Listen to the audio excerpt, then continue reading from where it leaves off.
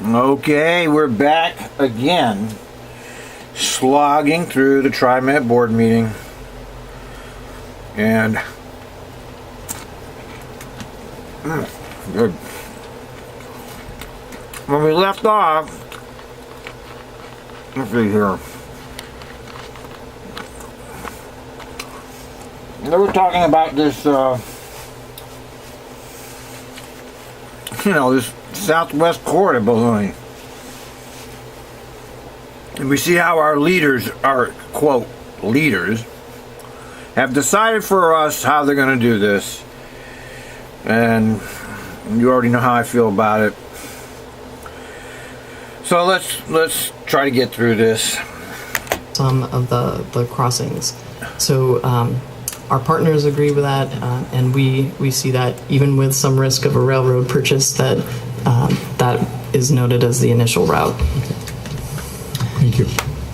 So when the DEIS is published, we have a very detailed plan for community engagement, both led by Metro and with support from TRIMET staff as well as our partner staff. Yeah, right. Well, you understand how this really works, right? They've made all the decisions, then they go hit the road with all of their great little displays about how great it is, and what they try to do is they sell it to the community. They come up with the shit, they go out there and they sell it, but all the decisions have been made. You just heard this. Okay, this is what they're doing, but now they're going to go pretend that they're listening. And this is a standard operating procedure for all of government. They try to pretend that they're listening, but anybody that knows anything about government knows that's all baloney. These people that are running TRIMET and Metro are making all the decisions, and then they sell it to you. I mean, it all looks good on paper, right? It all looks good. And we anticipate that work will really kick off this summer and will help get us to those recommendations and land the locally preferred alternative this fall. Good. So I can take more questions if you have them. Other questions? Very good briefing, by the way. Yeah. Just the right way. Yeah, go ahead. How long does the EIS last? How long is it open? This would be a great question for Dave, or maybe Steve. He told me to ask you. Oh, perfect. He's live streaming in Bali. Oh, he's in Bali, huh? On research mission, I'm sure. It would be best for us to maybe get back to you with that. Perfect. I know that came up on the CRC. Right. Okay. Right. The second question, on the public engagement, is there a public engagement just for small businesses along that route? So it's not mixed with, say, youth or seniors, or just so they can express. Absolutely. And I don't have it up here with me, but we are reaching out to chambers and other of the business community groups, providing direct presentation, as well as inviting those groups to participate in the broader engagement. So Are you reaching out to the owner of Jiffy Lube on Barber Boulevard, for instance? Right. And next door is 7-Eleven and right. So Schwab. to date, we have informed every property adjacent to Barber Boulevard within the reach, and that engagement will only grow as we narrow the alignment. They're going to sell it. I mean, it's a sales job. They figured it all out, now they have to sell it. And I don't know, I guess they'll probably do it. I mean, generally I don't know, TRIMET hasn't had an easy time of it in the last last years. I know they even voted down the bus bond. I actually voted for the bus bond because I knew that they'd steal half the money, but I figured some of the money would actually get to buy buses, but it lost, which surprised me. These people are tired of TRIMET bullshit. Thanks. Great. Yes, please. question. Going back to your slide 8, where you reference the connection to OHSU being horizontal and vertical. Yes. Is that the tram that we're talking No. about, or is it something else? Right. Thank you. So regardless of which alignment alternative we chose, whether it was NATO or Barber, a significant connection is whether it's an elevator and structure or a pedestrian tunnel with an elevator, there's a pedestrian connection that the project intends to build from Barber up to Markham Hill. So we have multiple design alternatives that are not being narrowed right at this moment because they're all will be part of a additional public process after the locally preferred alternative.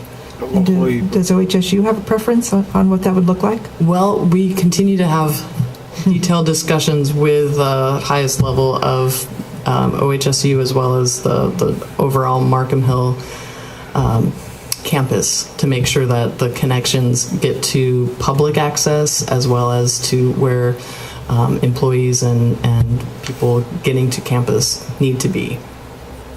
Good, thank you. Oh, what a great question. Speaking of OHSU, when they build out the Esmond is getting kicked off the board too. There's 3 people going. Esmond, Sleepy Bethel, and this guy over here, Prosser. They should be getting rid of Warner, okay? If Governor Brown was serious, she would get rid of him. But, you know, I personally think that the new board is just window dressing. I'll give it a chance. We'll know right away. Just have to watch these board meetings and we'll see. the night center down there. I've heard like For those of you who don't know the history here, these board meetings are being brought to you after me and Jason McHuff filmed them and brought them public. I don't know, we did it for 2 or 3 years before TRIMET took it over after the Secretary of State's audit. So, TRIMET doesn't want anybody involved with their shit, and they're pretty successful in keeping people out of their shit. I happen to be associated with a lot of the City of Portland activists, and if you ever look at one of their meetings, man, you really have some activists over there. And here, the board meeting at nothing. It's nothing. There's no activists here, basically, which is a shame because this is a huge pork barrel. The whole public transportation industrial complex is a huge pork barrel, and it's largely been able to get what it wants because the public doesn't really look at it. It's obscured. It's not really talked about much. And it's a damn shame we don't have more activism here. between 750 to 1,000 new employees down there. Does that sound about right? And how are we going to move them? That's Well, I don't have the detail for the number. I don't need the exact. But there continues to be development on the hill as well as in South Waterfront, and so the connectivity to both South Waterfront and up on the hill are really important. And the Gibbs Station area connects to the existing overcrossing of I-5 and to the further down to the tram connection. But that's why this project connection really completes that all the way from the hill to South Waterfront and our riders at that station area. Yeah, I think it's really smart. You have to put some type of a stop on Barber to go up to the hill. Mm-hmm. Instead of going all the way down to there and then back. So that would sure help sell a lot of things. Not only for the people who work there, but, the patient. This guy Esmond, okay, oh jeez. He was supposed to be the union guy. He was supposed to be the pro-union voice on the board. And he never once spoke up for the union members there, not even once. And that's why I'm glad that Brown is dumping his ass. Patients or visitors. Right. Thank you. Right. Correct. Okay. Thank you very much. Thank you. Great presentation. Just next part of the general manager's report is I'd like to, if John Gardner could come up to talk about the low income fare. What do you think about Kelsey? I don't know, man. He's trying to keep it going. You can see he's been trained very well. I don't know what to think about him yet. As you're well aware, Board, we're very committed to the low income fare program rolling out July 1st of this year. So that is exactly 2 months and one week away from today as we speak. And John, as our Director of Diversity and Transit Equity, has been working overtime with his team to get this program up, established and running. And what's really important is to make sure, so part of success is that, in fact, the broader community knows how to use it, not only as it develops. So, John, if you could just walk through the latest update you've got. All right. Good morning, President Warner, members of the board. So I'll be brief. I mean, like Doug said, we have about 10 weeks before we go live. I will only say that it's not July 1st. It's essentially July 2nd where we'll have actual... All right. This should be interesting. You know how I feel about this, too, I hope. Yep. This is only happening because the state leadership, I always put quotes around, stole from the citizens of Oregon $5.4 billion. They stole it. They raised the taxes without a vote of the people, but they threw a crumb, and one of the crumbs is this. And it's only $12 million out of $5.4 billion. So it's minuscule. I'm interested to see how what they're gonna do here. So this is gonna be informative, hopefully. Locations where people can go, which is a Monday where they can go and begin registering. So very briefly, what you see here is an actual copy of what the card's going to look like on the right. We're going from paper to the e-fare card, which of course is one of the reasons we can actually implement the low-income fare program. And as you know, it's been a labor of love. It's certainly been a labor for the last 5 years. TRIMET has been working slowly but surely towards this reality of a new low-income fare program. My department had the fortunate luck of inheriting work that first John L. Bell did, but also Bernie Bottomley, who developed the initial strategy for a regional coalition to go after this program. So very excited that we were able to do that with the support of the community. So where we're at now is it's all finishing touch work. So this is just a quick little snapshot about what the actual website's going to look like. The whole idea is that people can go online and understand very easily how to engage with the program, where to go, what are the rules, how do they sign up. We're calling it sort of internally the Transit Assistance Program, but obviously it's a low-income fare program, right? But it's really just an expansion of the Honored Citizen Fare that allows for folks up to 200% of federal poverty to qualify for access to that fare. So we're trying to keep this as simple as possible. All right. 3 steps. What's your document? Gather your documents, and on the website you'll see all the different documents that allow you to demonstrate your eligibility. Apply in one of the locations. We have 12 sites. July 2nd for folks to go across the Tri-County area to actually register, and then go down to the TTO office and pick up your card. Wait a minute. In the future, we hope to be able to do sort of remote signups where we can take photos and then send people their cards. But initially, for the first quarter or two, I think it's all going to be registration in the community, go to the TTO office and pick up your actual card. So what we're doing in terms of community outreach and engagement is last month I spoke to about 60 organizations who are very excited and chomping at the bit, folks who really want to sign up their clientele and their customers to this opportunity. But we're also going to be convening All right, well, I just want you to see, as soon as he said this, I went over to their site, TRIMET.org. All right. And there's nothing on here about low-income pass. Nothing. Okay, blank. So nobody's watching. Okay, maybe they'll get 300, 400, 500 views on this, and we don't know who they are. But nobody really watches these board meetings. It's very obscure. And maybe I'll get 20 or 30 people who will watch my presentations.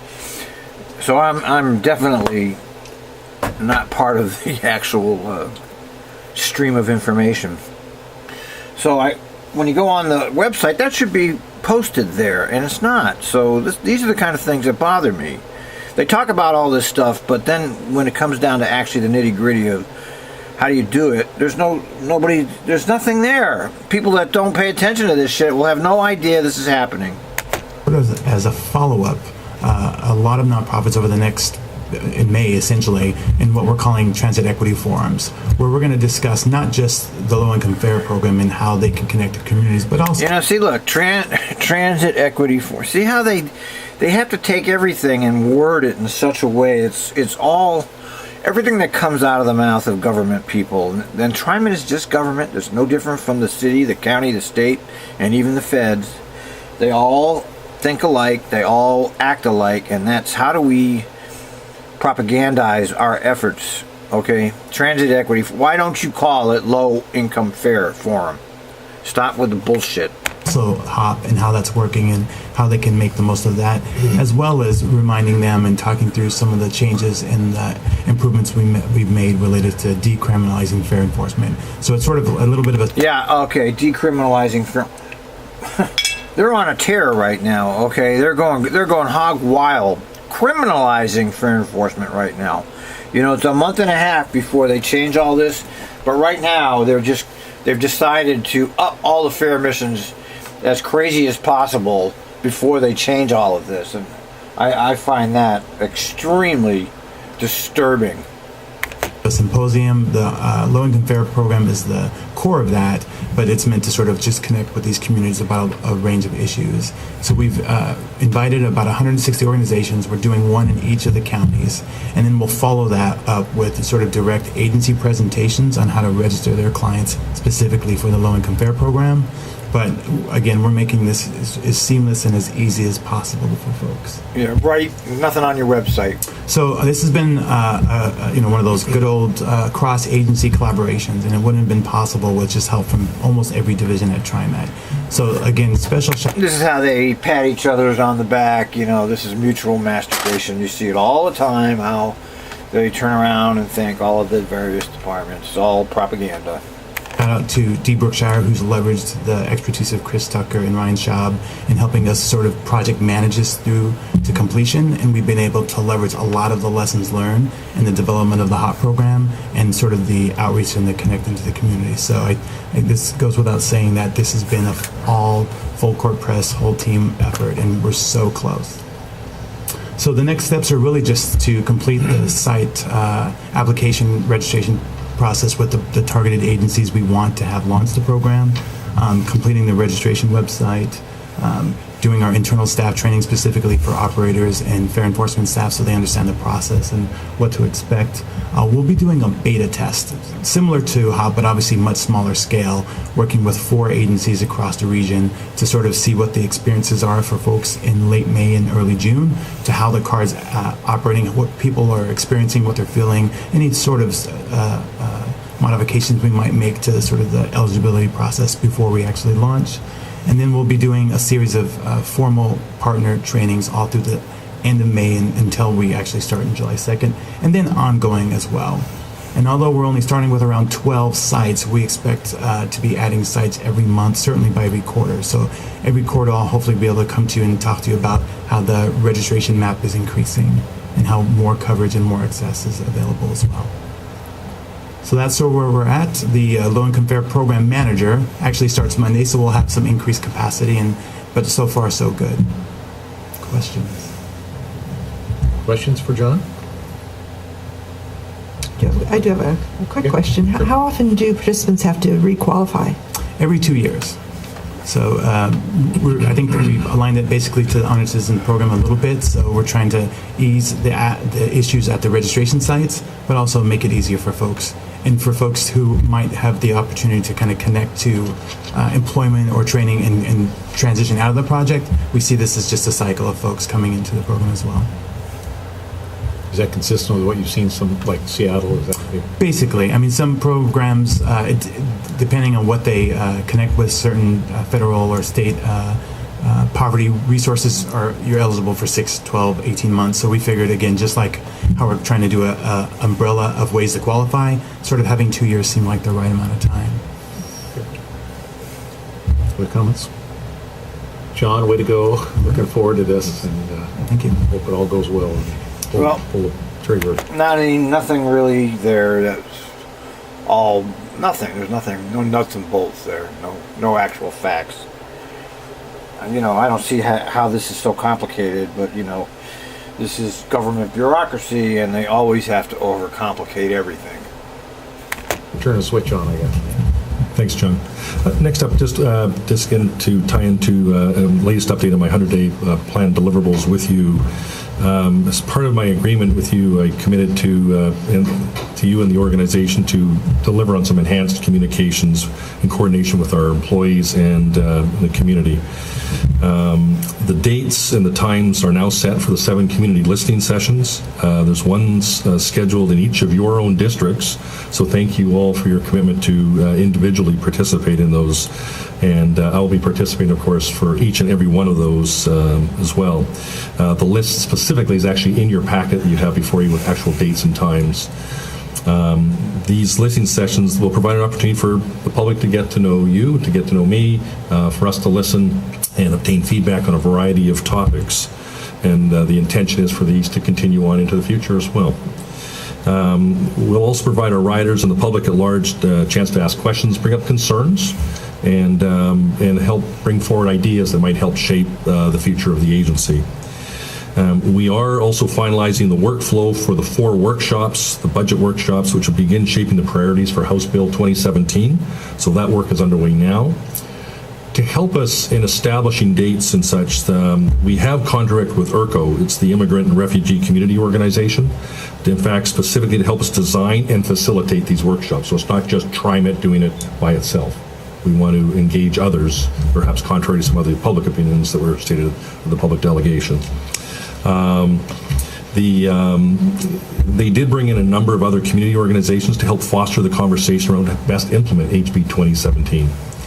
That included the POIC, or the Portland Opportunities Industrialization Center, SEI, the Self-Enhancement Incorporated, Centro Cultural, Elders in Action, and Ride Connection as examples.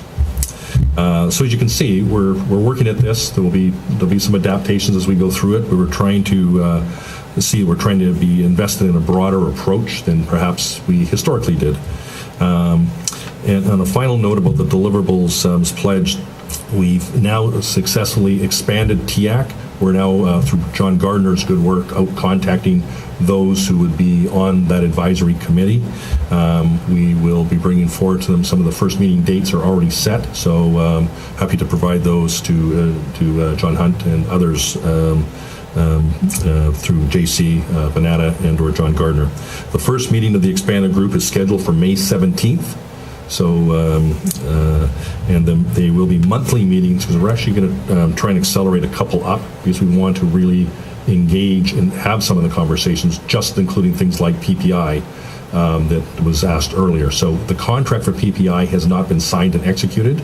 There have been discussions going on, but we want to take that specifically as one of many topics to the Safety and Security Subcommittee, which Director Simmons has kindly offered to be involved with. We appreciate her participation in that. So those dates are coming out. So this is all unfolding very, very quickly per the 100-day plan. I don't know. What is he talking about? Does this have any relevance to citizens at all? I don't see it. Does it have any? All I care about is what relevance does this have to employees and or bus riders. I don't see how this has any relevance to either group. There's two groups of people that are impacted by TriMet: riders and drivers, and people making the system move.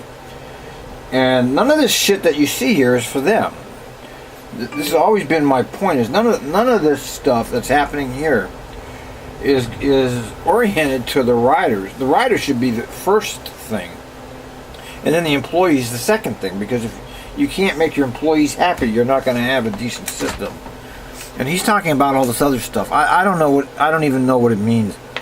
As well on the 100-day plan, also the job just got posted this week for, under John Gardner's area, a supplemental community outreach person. Yeah, see, they're just expanding their bureaucracy. Now they have a director of the low income. Now they have a community. Just keep expanding the bureaucracy is the enemy of the public. Okay, we don't need more bureaucracy. We need more service. And this is really one of my major arguments with TriMet, man. They just keep expanding this bureaucracy. And it's killing it's killing the actual transit service. So we are on task to meet that commitment as well. We expect hopefully a really good application pool. So we're actually pretty excited about that one as going forward. In terms of the internal outreach, so originally in my agreement with you, I committed to 6. I have already done 9. So I'm actually doubling that. So I've got 2 more transit police to do, and I'm doing another one at Center Street. Some of them have even been set up to manage shifts, so been out there at 4 o'clock, 5 o'clock in the morning on some shifts to manage when the overlap of the shift occurs. So we at least have a chance for those who want to participate. In some cases, I remember one of them where members, actually elected members of the union, have actually participated, so which is terrific. And had, I think, 60 to 100 at one of them. I don't have any idea what the result of this is. I don't know anything about it. I have I don't go on any more of those private Facebook groups anymore. I don't want to see what they're talking about anymore. Every time I go over there, I get in trouble with somebody, so I don't go over there. But I haven't seen anything on social media, and I haven't had any feedback from the few people that I know. I don't know very many anymore, TriMet, because everybody's retired that I know, and there's only a few people left. But I haven't seen anything about any feedback. I mean, I trust the union to know how that's going, and I see how they treat the union, so I am very suspicious of this, okay? Because whether you like it or not, the union is the face of the employees, the people doing the work. And the union's not getting treated well. So what he's talking about here, I can't take it seriously because he's not treating the union properly. So all of this other stuff is bullshit window dressing. Did a walkthrough, for example, very specifically at one of the garages at the sign-up, so it wasn't even a formal one. I said, let's just go into the bullpen, if you will, in the bus side. So walked around, some have gone from an hour to an hour and a half, and just walking around talking about what's working, what's not. So trying to provide a variety of forums and ways that people feel comfortable they actually can talk about some of the issues. So the dates are available. They're all posted. Here's what you do, okay? I'll tell you what to do. Tom Walsh. I was at TriMet in the waning days of Tom Walsh before Fred took over. Tom Walsh had a Talk to Tom day, okay? You want to talk to Tom? He had a time where you could just walk in and talk to him. Okay, that's what I call management progressive value. Okay, you open your door to the employees that want to see you. Okay, you just open it up wide and say anybody can talk to Tom at this time. And they haven't done that since Walsh. I mean, walking around and talking to people, I guess it's better than nothing, but does it really produce any real change? I don't believe it. We're on our way. It also included the Portland streetcar, included Wes, and so trying to do this as large as we can, well beyond the 6 that I spoke to you about. So I think it's very important. It's also something I chose to do at the front end before I go out to the public. I thought to connect with our own employees. Yes, many are union employees, but those are also our employees. Is making sure that we're accessible. I've had many people come up and just express appreciation for it. I will give you, as I mentioned at the end of this period, some of the learnings that I have seen, and there are learnings here, which I think are great adjustments the organization needs to make. But also, there's a lot that the organization does really well that often gets forgotten. So I'll try and present to you some themes and a balanced approach. I'd like to get to the end of it to say, here's what the takeaways are for the organization. And most importantly, here's some of the things that we look to do about it. Some are already underway. I'll give you an example. At the Powell Street Garage, we had in our design to have fencing put around where our employees coming to work. Remember, the system's not running at that time of the early morning of the day. And so they would be exposed to general public access around the fence on the outside. We've now taken that fence, put it behind, so our employees will have protected parking coming to work. So that little change in itself was a significant issue for some of the employees that I met when I did the Powell Garage directly. All right, we'll give them credit. If that's true, that's credit. Credit where credit is due. Dougie boy, we're not gonna start picking on you until we have some reason to pick on you, and so far we don't have any reason to pick on you. So there's something positive. I like it. You know, that's something. So change made, on we go. Thanks for the feedback. As one example of many that we'll put in place. One of the other things I will share with you that I've noticed is also there's a gap. Instead of not just waiting for me to go out there, others in the leadership team will go out. So I've asked our directors, they need to be doing this on a quarterly basis going forward, and I'll participate as best I can throughout the year on an ongoing basis. We have a lot of depots out there of rail, bus, of different types of service, but that's an excellent idea. I mean, okay, he's on the right track. Yeah, get out there and at least be with the people. Okay, that's a good thing. Just be out there, just hanging out with them and watching them and seeing how it is and being available. That's a good thing. You know, that they never did that when I was there. Of course, I've been gone a long time, but one thing I know about TriMet is that nothing ever changes there. If I were to go back to work there tomorrow, I bet you it would be exactly the same as when I was over 6 years ago now that I left. A long time ago. But I bet you nothing's changed. Nothing ever changes there. I think these are examples I can share with you in case where we need to close the gap, we should do so. So all in all, I think it's been a very valuable exercise on the internal side. So again, there's still 3 more to go, but I think it's been very helpful. And it's not just having it from 9 to 5, it's getting out to the different terminals, and even showed up to one a couple weekends ago unannounced, and it's not on the schedule to say, okay, how are we doing? Good for Let's take the temperature. And all in all, pretty good. Good. Okay. All right. Well, let's stop it. Anyway, We'll stop it here for this part. All right. It sounds all good. At least he's associating. You know, when McFarland moved the management into its own gated community, away from the workforce, that was a serious mistake as far as I was concerned. To put themselves in new offices and leave the workforce far, far away. You know, they were rolling in dough. TriMet's been rolling in dough for a long time now. People don't realize how wealthy they are over there, you know, because they're very stingy about how the resources get used. Oh, I got to cut. We'll come back to part 2 in a minute.